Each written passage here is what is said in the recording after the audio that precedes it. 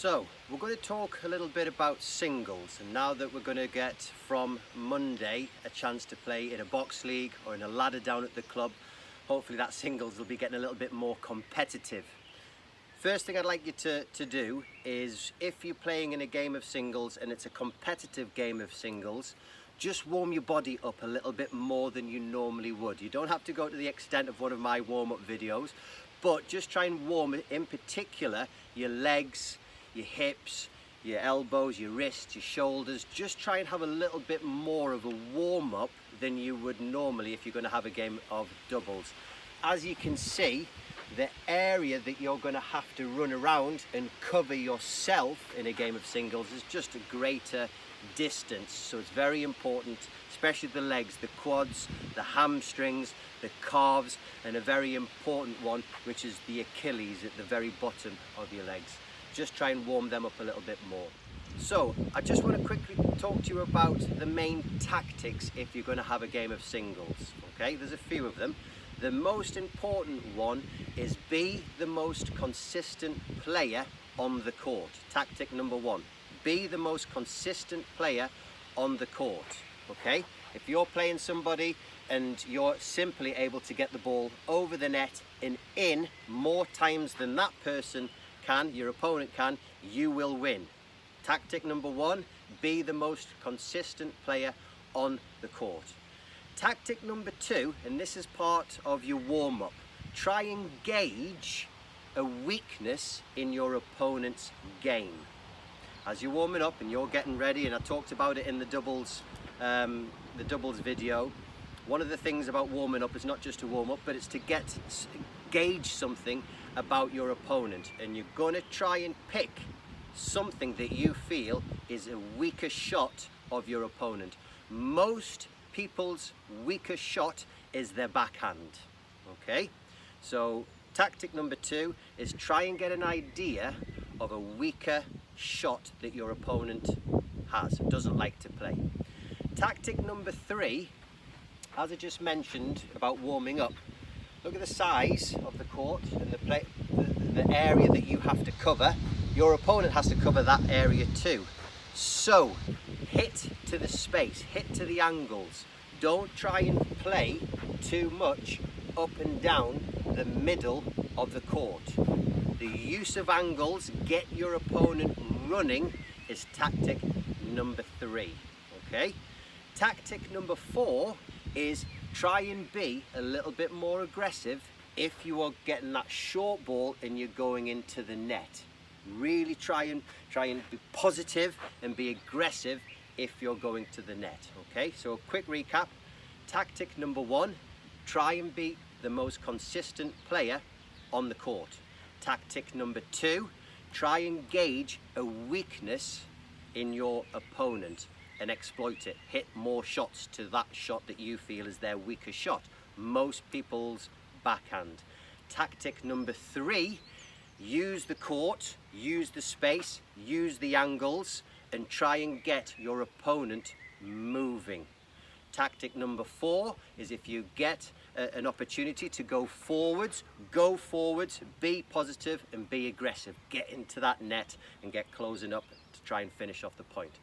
They're the four main tactics I want you to try and think about when you're playing singles. Okay, now I just want to quickly talk to you about a cross-court shot to a down-the-line shot, the differences, and also what that relates to where you should recover on a singles court. First thing, a cross-court shot that you hit across is the safest shot that you can play from a ground stroke point of view. It's a safer shot than a down the line shot. Why? You're hitting over the shortest part of the net. You're hitting to the furthest distance on the tennis court. Some of you might not know, and it doesn't look that much of a difference. The height of the net in the middle is 3 foot. The height, if you hit down the line, is 3'6". So there you go, a little tip for you. Hitting over the middle, you are hitting over the shortest height part of the net, and you're hitting to the greatest distance. So you've got a better chance of making that shot in hitting a cross-court shot than down the line shot. Okay, point number one. Point number two is then, where do you recover to off a cross-court shot or a down the line shot? So say I am playing here and I move out wide to my forehand and I hit that shot near where that cone is, back across the court. Here, my recovery should only be to where this white cone is, because if that ball is over in that corner, the opponent has got two options. They can go down the line, or they can come back across court, or they can go a little bit more angled to where the green cone is. So wherever your opponent can hit the ball, you are trying to recover to the central distance that's equal to get to either of them. Okay? If they hit the cross-court shot, don't forget, once it's bounced, it's continuing to bounce out further from the court. If they hit down the line, they can only hit it and it stays in line with that inner tram line. Unless they're doing some magic inside-out shot, a down the line shot can't go any further wider than the tram line, if that makes sense. A cross-court shot, if it bounces in, it can continue in moving out of the court. So you have to base yourself in the central area that is equal distance to get to either of those two shots. So if I'm here and I hit the cross-court shot, my recovery would be to here, because that is an equal distance for me to then get to where they could hit it, which is that green cone. I hope that makes sense. So hitting a cross-court shot means that your recovery area is a smaller distance than if you hit down the line.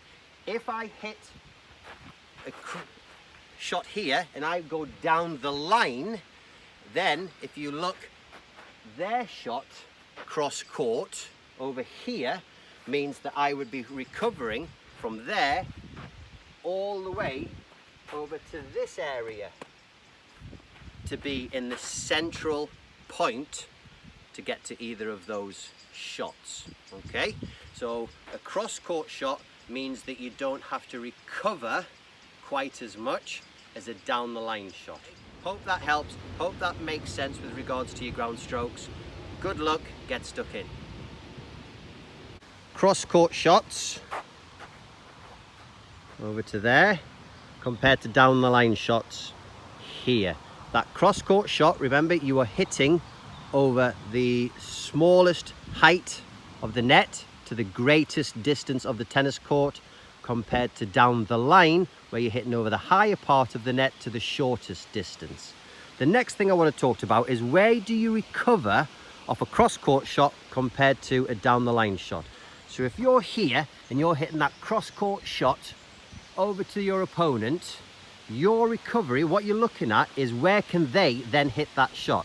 They can either hit it back cross-court to you here, or they can create a little bit more of an angle here, and both of those shots would require then the ball to be continuing out over to this area, so you've got greater area to run to cover and get back.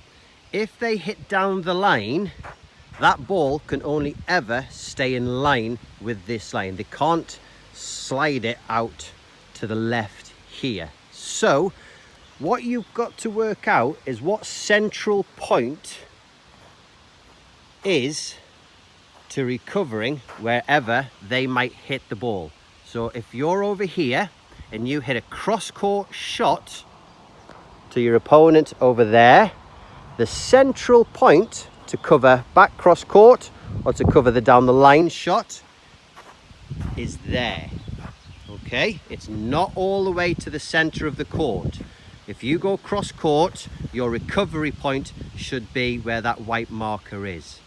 If you decide you're going to take a higher risk from this shot and you're going to go down the line, in order for you to get to the central area of where your opponent could hit the ball, which is back down the line, or they could hit it cross court deep, or they could go a little bit more angled over here. Then your central area that you've got to recover to is this side of the court, to about where that white cone is. So it's another thing to think about, how much recovery you would have to perform off a cross court shot is less, to a down the line shot is greater, for you to be in the center of where your opponent could hit that next shot to.